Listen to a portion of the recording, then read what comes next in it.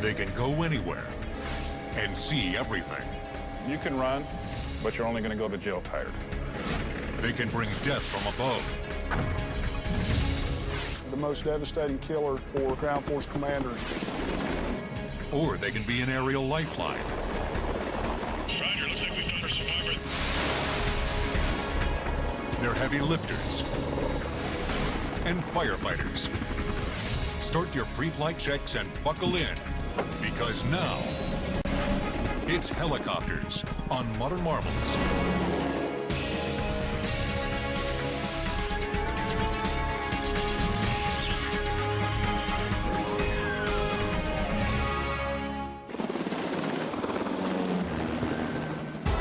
Helicopters. Our skies are full of them. Unlike airplanes, they offer the unique ability to fly in any direction, or just hover in one spot.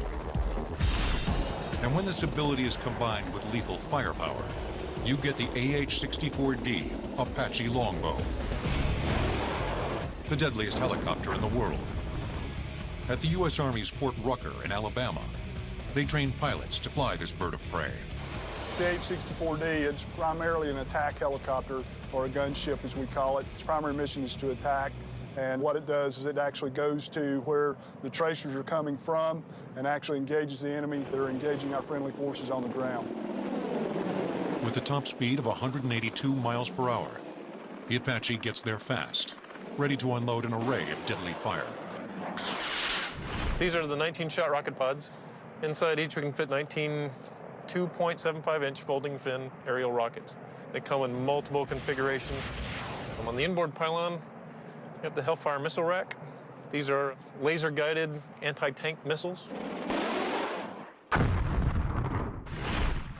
The Apache can be configured to hold multiple rocket pods or missile racks, depending on the mission. The last of the AH-64's weapons is located right underneath the cockpit. Yes, most Apache pilots, this is their favorite weapon system on the aircraft. This is a 30-millimeter chain cannon. Carrying up to 1,200 rounds of ammunition, the chain cannon can fire 600 to 650 anti-personnel rounds a minute. They explode on impact and can punch through trucks and even light armored vehicles. To control the cannon, the pilot uses a monocular eyepiece attached to the helmet that displays targeting information. This connects to the chain cannon and automatically aims where the pilot is looking. Sensors track the movement and direction of the pilot's helmet and direct the cannon where to point. So if I happen to look at a target left, right, up, and down, this gun will move left and right, up and down, and follow it. All you gotta do is pull the trigger. The Apache is also equipped with state-of-the-art sensors located on top of the rotor and on the bottom of the nose that allow pilots to see any enemies that can see them. The part on top of that is a new sight for the longbow radar. It's the fire control radar system. We can look out with a millimeter wave radar, look for tanks in the open, get all that data to our computers. That'll transfer it to a firing solution. Night combat presents few problems for the Apache longbow. This is the Target Acquisition and Designating System, also known as the TADS. It's on the bottom side of this turret. We have a night system right here, which is forward-looking infrared. Uses different temperatures and heat to detect targets. This side is the day TV side for day television. Also has a laser rangefinder and designator for designating targets for laser-guided munitions. On the top here is the pilot night vision sensor. That's purely for flying at nighttime. These sensors allow the Apache pilots to see everything, even who is friend and who is foe.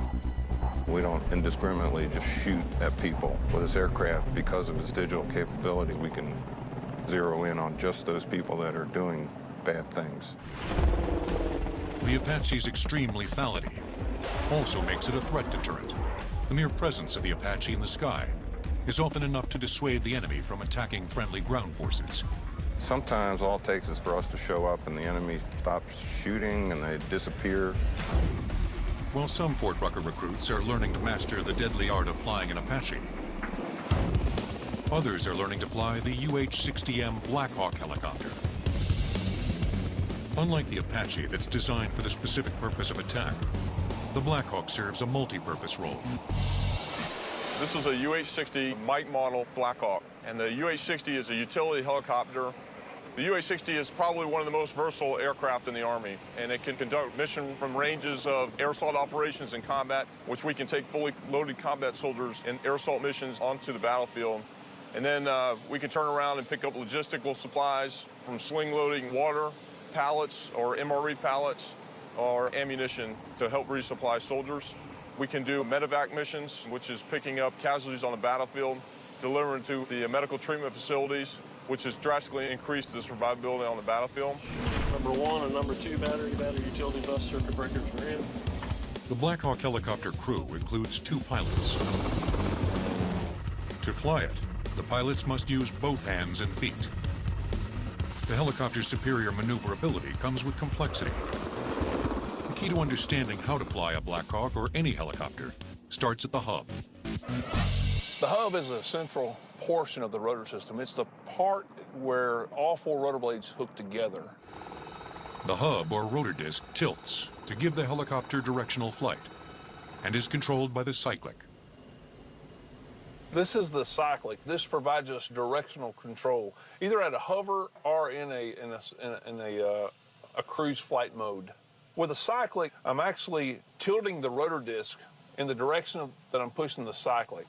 So therefore, if I'm at a hover and I move the cyclic to the right, then the aircraft rotor disc is going to tilt to the right and I'm going to drift to the right.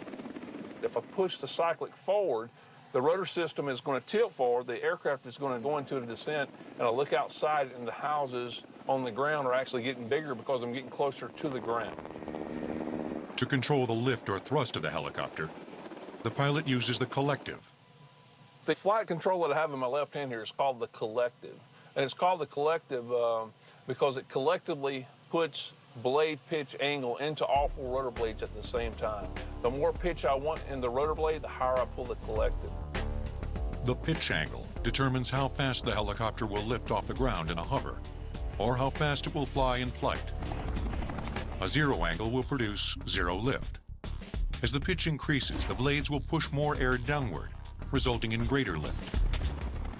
Once in the air, the pilot pushes the cyclic forward to start the helicopter in a forward direction.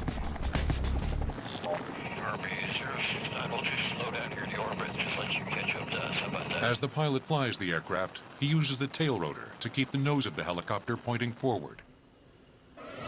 The purpose of that tail rotor is to provide thrust in the opposite direction of the main rotor turning so that we can maintain our directional flight. Since the main rotor system turns counterclockwise, there's an equal and opposite reaction that forces the fuselage clockwise. Tail rotor counters that. It works the same way as the main rotor in that its blades increase pitch to gain thrust.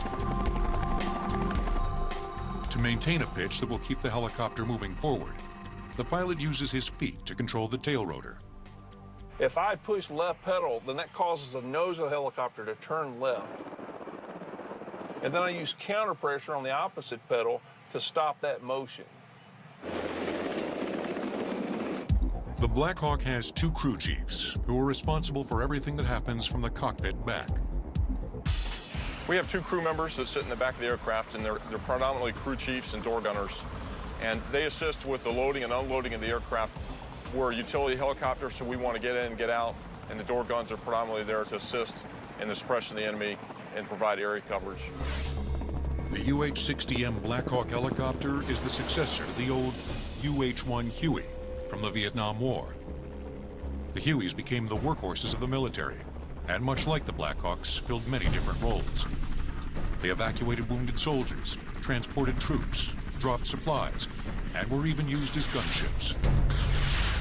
But while the Huey pilots flew using only visual references on the ground and maps, Black Hawk pilots fly with state-of-the-art instruments. This aircraft really takes the technology we have in the civilian sector and moves Army aviation into the 21st century. It really does 2 things. It increases our situational awareness so that when we have the moving map displays, it's very easy for an aviator to know where he's at and what's going on in the battlefield, whether it's an enemy situation that's graphically depicted or the GPS technology of knowing his exact location at all times.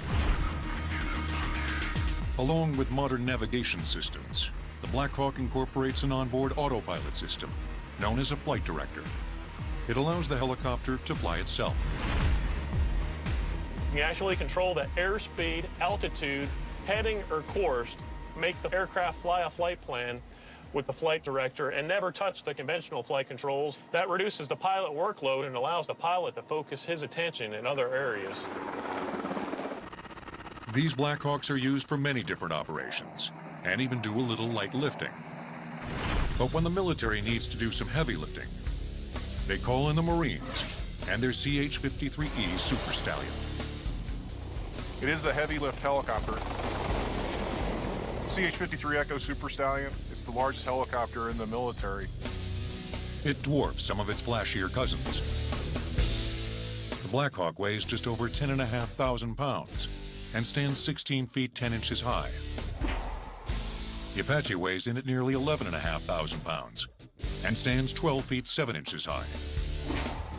But the CH-53 weighs over 33,000 pounds and towers nearly 3 stories high at 28 feet.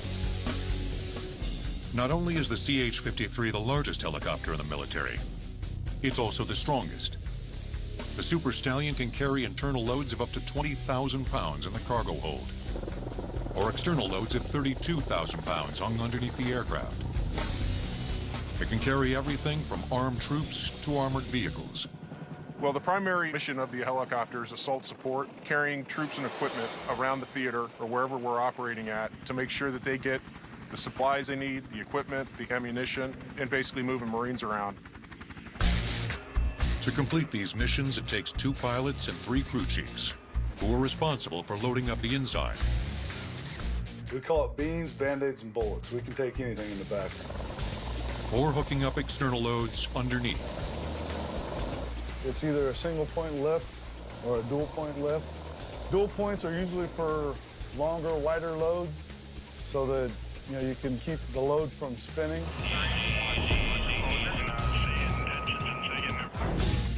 The 7 rotor blades that sit on top of this metal monster are the reason the Super Stallion can carry so much weight.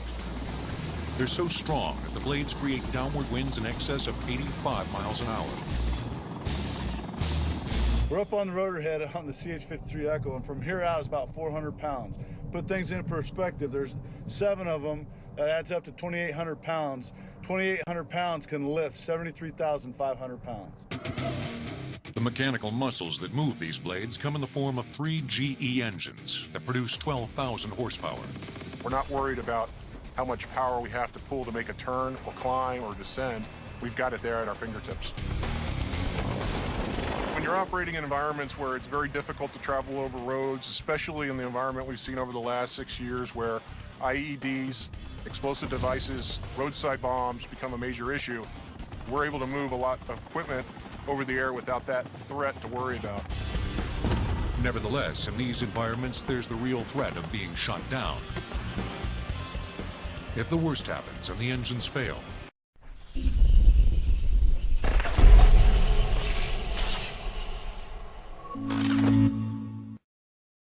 CH-53 pilots rely on an aerodynamic phenomenon common to all helicopters, called autorotation. As the helicopter falls, the upward flow of air through the rotor provides enough force to keep the blades turning. Much like a pinwheel, the pilot will lower the collective, decreasing the angle of the blades. This creates just enough lift to slow the descent of the helicopter, and in ideal conditions allows the pilot to land safely. The problem with this aircraft is it's very heavy. It falls like a rock if the engines are out. And if you get that one shot, it's going to be a hard landing no matter what you do. While the Super Stallion carries the heaviest loads, and the Apache can rain death unto thousands. Survivors coming up. Other helicopters save thousands, thanks in part to their unique capabilities. At nearly 125,000 pounds, the largest helicopter ever built was the Russian-made Mil-V-12. On August 6, 1969, the V-12 set a record by lifting 88,636 pounds. Helicopters will return on Modern Marvels. Whether a Blackhawk or an Apache, Super Stallion or a civilian model, all helicopters have an aerodynamic versatility unmatched by any other aircraft.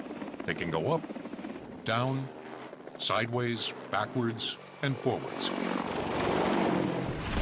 But it's the helicopter's ability to hover over a sinking ship or a survivor floating in the ocean that makes it an essential rescue instrument to the men and women of the U.S. Coast Guard. And it's this capability that sets it apart from the planes and boats that the Coast Guard uses in conjunction with the helicopter. Well, the helicopter allows the Coast Guard to do the rescue part of search and rescue. We could always go find somebody with some other kind of asset, but the helicopter is really what lets us go out, get somebody, and bring them home. At the U.S. Coast Guard Aviation Training Center in Mobile, Alabama, pilots and crews learn to fly and operate one of the most technologically advanced helicopters in the fleet, the MH-60T Jayhawk. It's a variant of the Navy's SH-60 Seahawk, with several key modifications that allow it to fly in extreme weather to perform water rescues. It's a very safe aircraft. I know we can go out in any kind of weather, do any kind of mission. These helicopters are made to take off and fly in winds that can exceed 100 miles per hour. Flying in a hurricane can be scary, but doing it at night can be even scarier. We have a term, dark and stormy night. You really have to rely on the capabilities of the helicopter to a certain extent, because nighttime over the ocean, if there's no illumination out there whatsoever, it's like flying in a closet. Survivors coming up. Pilots must rely on the helicopter's GPS and infrared systems to show them where they are and how close they are to surging waves. The typical Jayhawk crew consists of 2 pilots, a rescue swimmer, and a flight mechanic that operates the hoist during a rescue and maintains the rear cabin during operations. The Jayhawk conducts a number of missions, including security patrols and disaster relief, but it's primarily responsible for search and rescue missions. Modern Marvels joined this training exercise in the Gulf of Mexico. Guys, we've been diverted. You go search for a person in the water. You want to show up on scene and do a sector search and stand by to recover anybody we find in the water. After the command center receives a distress call, it dispatches a rescue helicopter. It will then either give the helicopter exact coordinates of the ship in danger, or its last known coordinates. The primary job of myself as a pilot is to get the aircraft on scene. Once we show up on scene, the avionics system and the glass cockpit here and this new helicopter will actually fly the search pattern for me. And so it gives me the ability to use my night vision goggles to look out the window and actually search for the survivor or the subject vessel that we might be looking for. Roger, looks like we found our survivor there at 2 o'clock. Let's go ahead and do rescue checklist part 2 for free fall deployment of the rescue swimmer. Once the crew spots the distressed ship or floating survivor, the rescue swimmer gets the call. First thing that'll happen is they'll survey the scene. If the conditions are, met, then the swimmer will free fall. Once the swimmer free falls, they'll go down to the victim, and based upon their evaluation, they'll give hand signals to the flight mech. Ready for a man to recovery as a rescue swimmer survivor. Unlike its military counterpart, the Jayhawk is equipped with another modification, a hoist mounted on the right side of the aircraft to aid in survivor rescues. The Coast Guard's Jayhawk also lets the flight mechanic fine-tune the rescue. This aircraft has the capability that if I need to, I can control from the back small movements, either left, right, forward, or aft. At this point, the flight mechanic takes control of the operation to bring the survivor on board the helicopter. I'm going to hook the hoist hook to the basket, and then I'm going to send it out the door, and I'm going to be advising the pilot as it's going down as to whether it's halfway down or holding 5 feet above the water. The pilot's going to tell me to direct him to that person, and I will give commands as far as increments in feet where to go. Once we get to that person, I'm going to set the basket in the water. I'm going to advise the pilot that they're in and ready for pickup. At that point, I will hoist the basket, and they'll be on their way up. When they get to the door, I'll bring them inside the helicopter. The flight mechanic will then send the basket back down to retrieve the swimmer. Coast Guard crews are responsible for hundreds of miles of ocean, so fuel can be a major consideration. The H-60 Jayhawk helicopter maximum load of fuel is just over 6,000 pounds. With 6,000 pounds of fuel, you can probably plan on flying for about 5.5 hours. We can go 300 miles offshore, remain on scene for 30 minutes, and return back to where we started. Sometimes their missions aren't far out at sea, but on land. When Hurricane Katrina hit the Gulf Coast in 2005, the Coast Guard helicopter crews got the call. And we showed up on scene in New Orleans, and we started seeing flickers of light coming from roofs and windows and stuff. And those were people that were trapped in their flooded houses. So we immediately went into a hoisting situation where we started picking people up off their roofs. Went to the first people we saw, put the basket down. They usually climbed in the basket, got them in the aircraft, and then we took them to the nearest safe place that they weren't going to ground. We unloaded them, went right back to the neighborhood we got them from, and went to the next house down the line. We did this all night until daylight, and in one day we pick up over 100 people, and I did that for the first 4 days straight over New Orleans. The Coast Guard led the way as military and civilian helicopters saved thousands of lives. The sky was literally filled with helicopters everywhere. The U.S. Coast Guard effectively uses helicopters to save people from water. But one helicopter saves people with water. It's called the Erickson Air Crane, and with its unique dragonfly appearance, it's never mistaken for any other helicopter. The air crane is built for one thing: heavy lifting. It has two turbine engines that provide 9,000 horsepower to the shaft, allowing the 19,500-pound helicopter to carry an additional 20,000 pounds. This capability makes the air crane a perfect tool for fighting large forest and brush fires. The air crane can be fitted with a 2,650-gallon tank that can be filled with a suctioning device called a ram scoop hydrofoil. It can fill the tank in less than 40 seconds. This tank empties over a 265,000 square foot area and can extinguish fires that might take ground crews precious hours to control and put out. While the heavy lifting Erickson air crane may dominate our construction sites and fire lines, another much smaller, much less expensive helicopter dominates the skies above our cities. In the aftermath of Hurricane Katrina, Coast Guardsmen rescued more than 33,500 people. It was the largest rescue mission in U.S. Coast Guard history. Helicopters will return on Modern Marvels.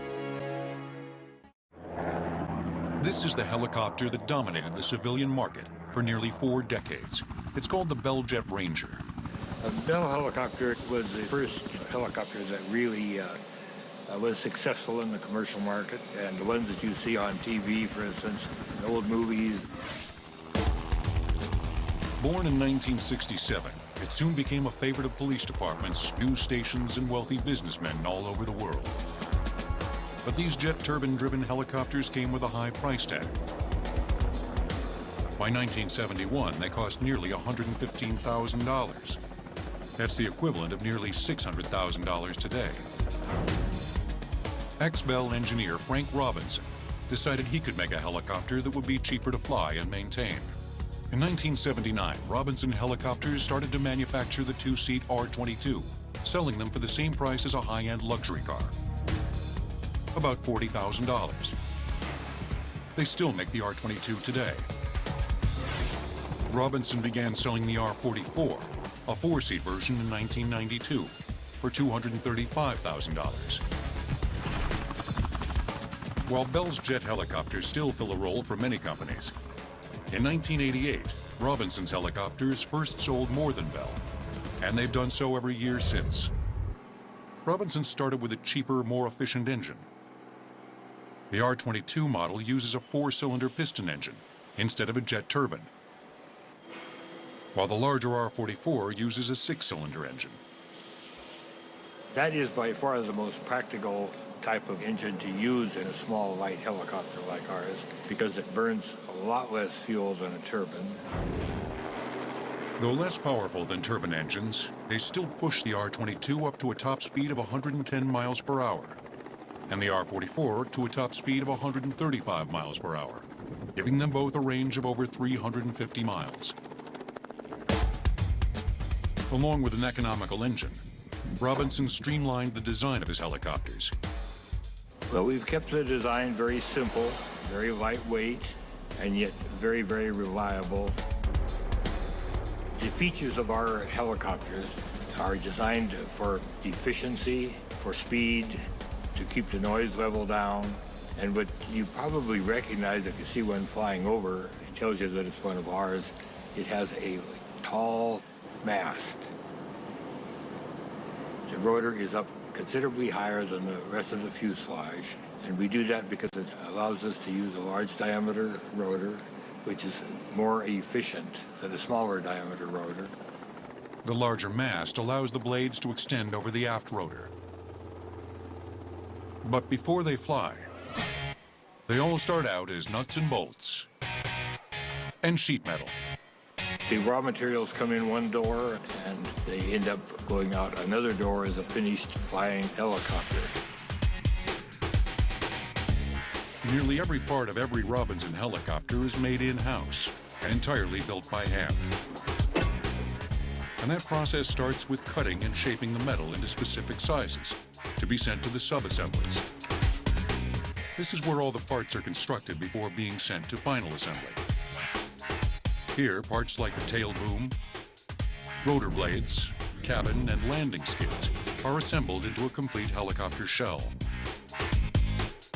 And then the helicopter is moved on its landing gear on down the assembly line, getting its electrical harness installed, its gearbox is put in, and the engine is installed. After the helicopter is completely assembled, it's painted, flight tested, and ready for the customer to fly it home. Robinson's simple design allowed the company to produce nearly 900 helicopters in 2008 at its manufacturing facility in Torrance, California. No helicopter manufacturer had ever produced that many in a single year. Of course, they cost a little more now. The R-22 sells for $243,000, and the R-44 for nearly $400,000.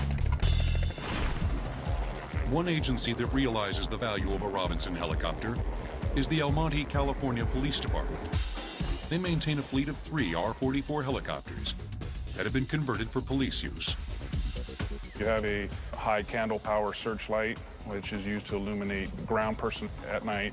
We also have the FLIR, which is the forward-looking infrared, which enables the observer to see heat signatures on the ground at night and even during the day. We also have a different radio package which allows us to talk to a wide variety of police agencies within the Los Angeles County.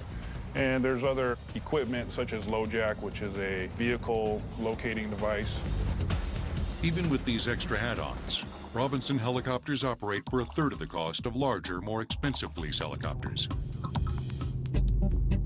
That allows us to have 3 and allows us to stay in business and do what we do best, and that's providing a safe aerial platform and a safe environment for the citizens we serve. Having that helicopter in the sky is equivalent to having anywhere from 5 to 8 ground officers in the area, and also gives the police a significant advantage.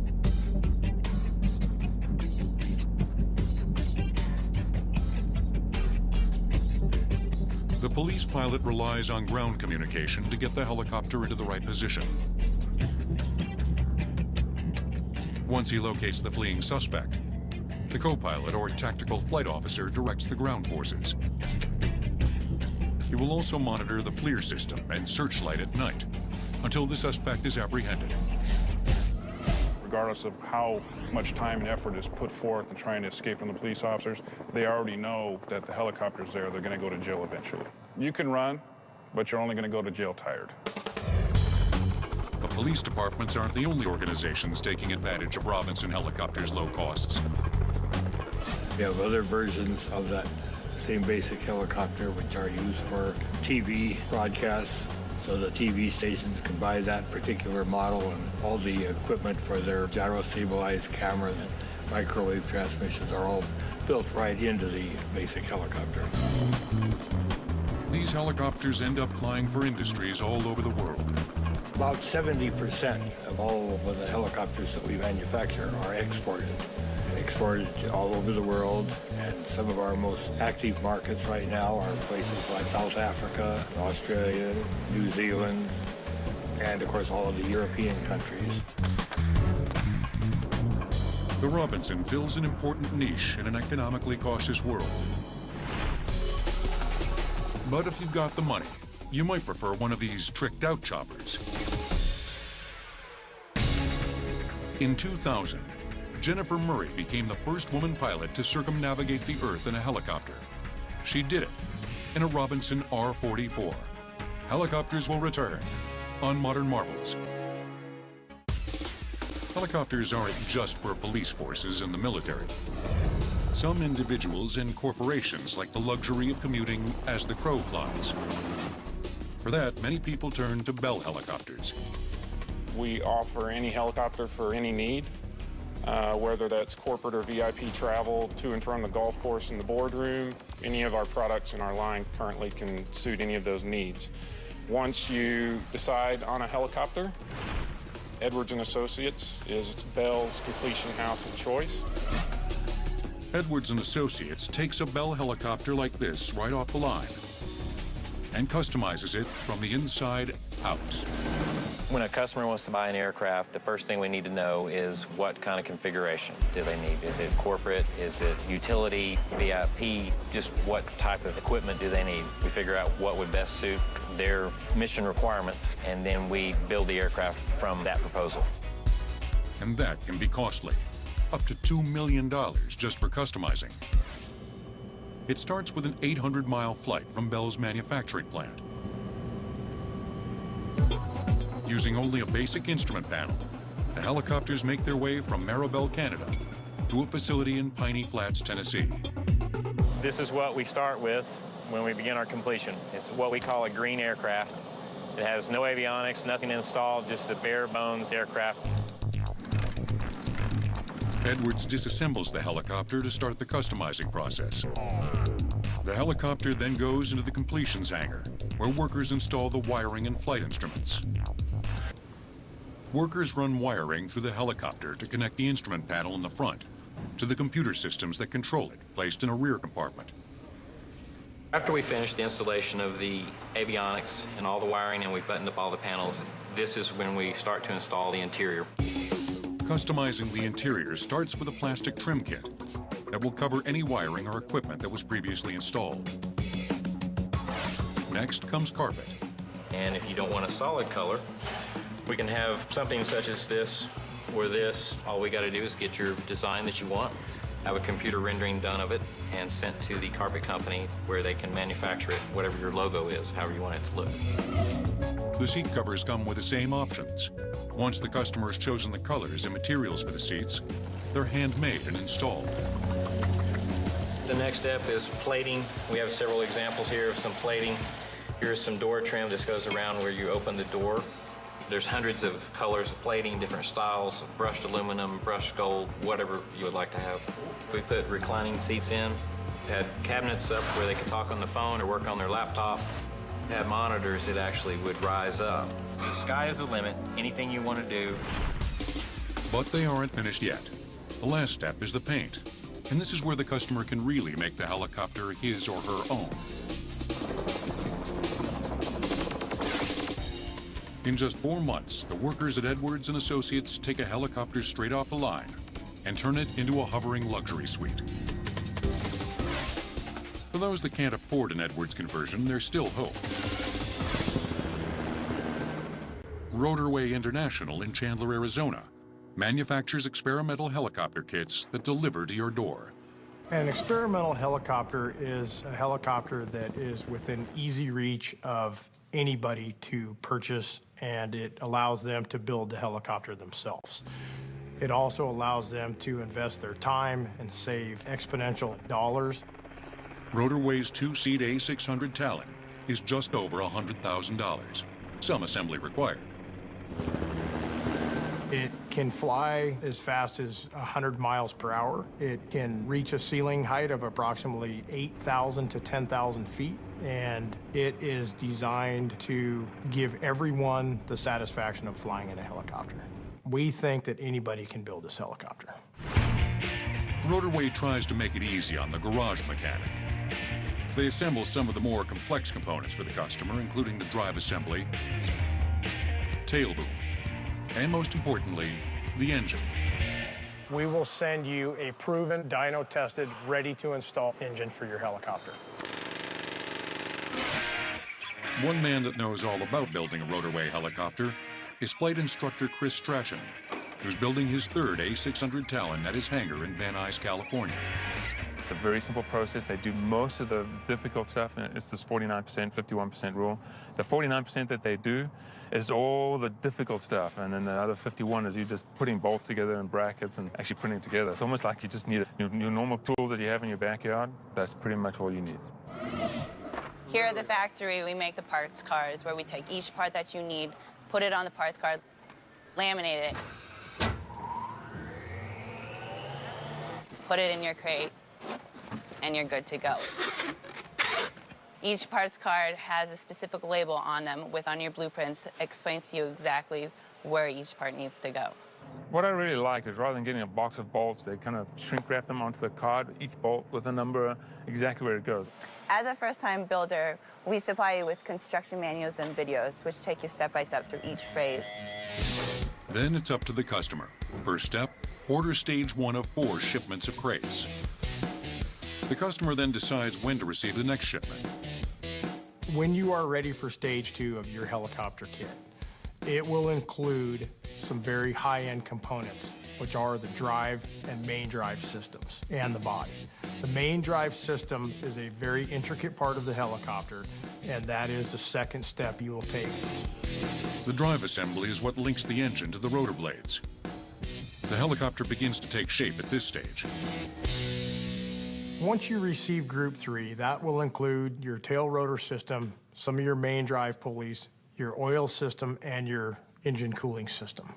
4 will include your engine, your rotor blades, and your ignition system. Once you receive this final stage, you will pretty much be able to complete your helicopter. Rotorway says the average builder takes 400 to 650 hours to complete his helicopter. Rotorway monitors each stage. We will not allow you to go to the next stage of your build until we feel confident that you've reached the goal or accomplished what we are asking you to accomplish before the next stage is taken on. Once the helicopter is completely built, it still can't be flown. The customer must contact a local FAA representative and have them look over the helicopter. They will take you through a sign-off procedure where they will inspect your helicopter, be sure it's built correctly. Finally, it's given an airworthiness certificate. Then the owner is free to fly his brand new helicopter. Most people don't realize that. For the price of a good Corvette, I can have a helicopter that can fly pretty much anywhere. Why even drive somewhere where you can fly? So perhaps you too will be flying a helicopter soon. But don't try this. For your close-ups, you'll want one of these. Rotorway is the oldest helicopter kit company in the world. In 1967, its Scorpion model became the first kit helicopter on the market. Helicopters will return on Modern Marvels. Today, not all helicopters have a pilot inside. Take the Fire Scout from Northrop Grumman. It's linked to a ground control facility that will give it coordinates. Once programmed, it can fly to an assigned area, perform its mission, and return home. It can even autonomously take off from and land on a moving aircraft carrier.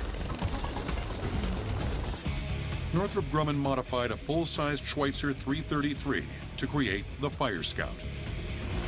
It has a top speed of 145 miles per hour. Although the original intent was to use the Fire Scout to provide reconnaissance, it can be outfitted with rocket launchers and laser-guided missiles. The Fire Scout is certainly a successful pilotless helicopter, But in the future, perhaps pilotless helicopters will look and behave more like this one. It's called the Dragonflyer X6. It's an intelligent, self-flying helicopter that changes all the rules of how a helicopter flies. It's called the Dragonflyer X6. It's a 6-rotor VTOL helicopter that we designed in our factory. Dragonfly Innovations in Saskatoon, Canada, developed the X6 to be a new breed of helicopter, winning Popular Science's Best of What's New award in the Aviation and Space category in 2008. It can be controlled via the computer or via a pilot on the ground. The secret behind this high-tech flyer is the carefully calibrated computer. Calculates every move the Dragonflyer makes. It's virtually a flying computer. There's very complicated software on board to make it fly very stable that typical helicopters don't have. Flying a full-size helicopter, it's like balancing a ball on a needle. Now, this helicopter is unique in that it senses acceleration and angles, and it always wants to keep level. So right now, we have full control of the helicopter. We have yaw, which is this movement. We have pitch forward, pitch backward, and roll left and roll right. So what I'm going to do here is I'm going to take these sticks and smash them around, and you'll notice how that the helicopter always levels itself. If you ever get confused or in trouble, let go of the stick. The way the Dragonflyer uses its 6 rotors to move is revolutionary. The helicopter changes direction by speeding and slowing up the RPM of the individual motors. So if you wanted to go forward, you would speed up the rear motors to push the helicopter forward. To yaw the helicopter right, you would speed up all the top motors and slow down all the bottom motors. On the contrary, to yaw left, you would speed up the bottom motors and slow down the top. So just the varying RPM of the individual motors will make this helicopter go in a different direction. A typical helicopter uses the pitch of the rotor blades to increase speed. This helicopter has a fixed pitch. Speed is controlled by simply increasing the power of the motors. This smart helicopter can make anyone a pilot in a matter of hours. It's even outfitted with safety features that allow it to auto-land if anything goes wrong. The Dragonflyer was designed to record still and video photography. It has a special mount built into the frame to hold a camera. The helicopter can lift approximately 500 to 600 grams. That's more than enough weight to carry most consumer digital and video cameras. But the Dragonflyer's size and mobility give it many different photographic applications. The civil applications are anywhere between aerial photography, aerial videography, police work, fire inspection, archaeology. So there's a huge range of civil applications. We've even done studies on bird nests with the helicopter. So you can actually fly the helicopter up to a tree and take photographs of birds. The Dragonflyer X6 may not have the size of some of its big brothers, but like them, it has the versatility to serve in multiple roles. They're a unique type of aircraft that our civilization now finds indispensable.